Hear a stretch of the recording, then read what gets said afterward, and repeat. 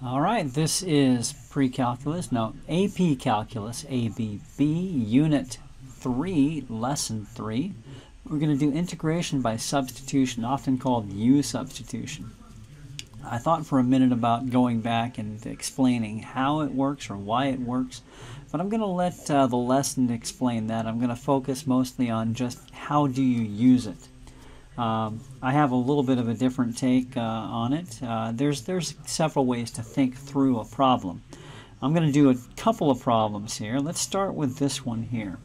I'd like to evaluate the integral of 4x plus 1 over 4x squared plus 2x plus 3.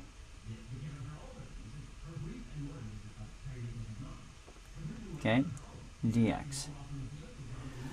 Part of the key of recognizing when U substitution can be used is when you notice the equation has two parts. It can be thought of as two functions. This is one function over another function, or one function times the reciprocal of a function.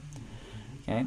Moreover, I happen to also notice that if I take the derivative of the denominator, I end up with a linear equation. The derivative of a quadratic is a linear equation. So that suggests to me that taking the derivative of the denominator might allow me to use the U substitution for the bottom of this thing.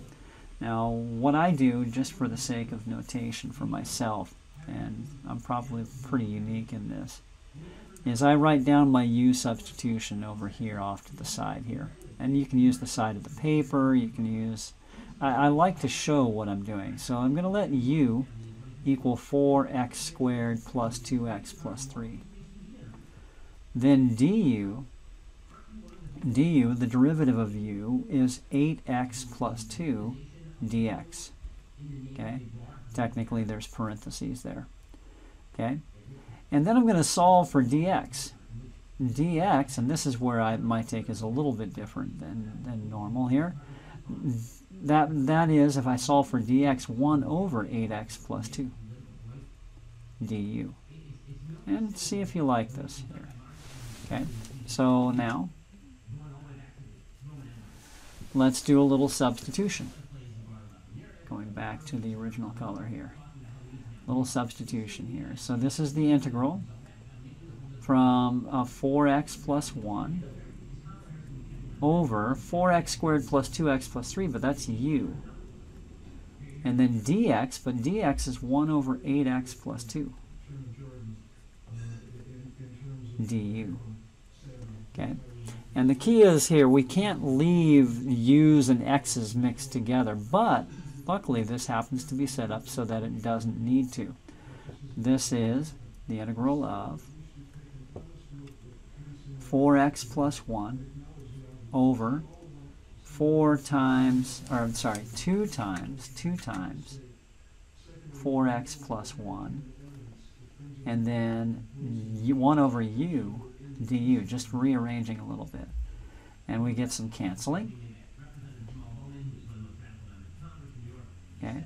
And we end up with a half. So this is the integral, or 1/2 the integral of 1 over u du. And the integral of 1 over u, or 1 over x dx, is log x, or natural log x. So this equals the natural log, or 1/2 the natural log, 1/2 the natural log of u, of absolute value u, plus a constant c. Now let's back substitute what u was. U, if you recall, was 4x squared plus 2x plus 3. So this is 1/2 the natural log, the absolute value of 4x squared plus 2x plus 3, all right, plus c. All right, there we go. So that's my first example here.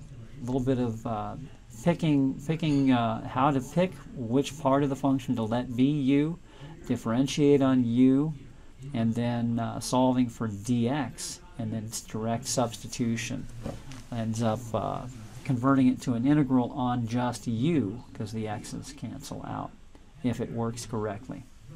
And let's try another. Let's go here. Yeah, I'm just going to go to a new slide. New slide. Okay. And let's take the integral of, and this is one of your examples, I believe, or one of your problem sets to practice problems. I want to take the integral of x secant x squared, secant squared x squared dx. Now the first thing I notice is secant squared is the derivative of something. Ah, yeah, secant squared is the derivative of tangent. But it's got this argument in it, x squared. But I happen to notice that if I take the derivative of x squared, I get an x to the 1. I get 2x to the 1. But that we can account for that 2 by multiplying by a half. So that suggests a u substitution like this. So I'm going to let u be x squared. So du equals 2x dx. And dx equals 1 over 2x du. Okay, so let's see what that comes out as. So equals, all right, the integral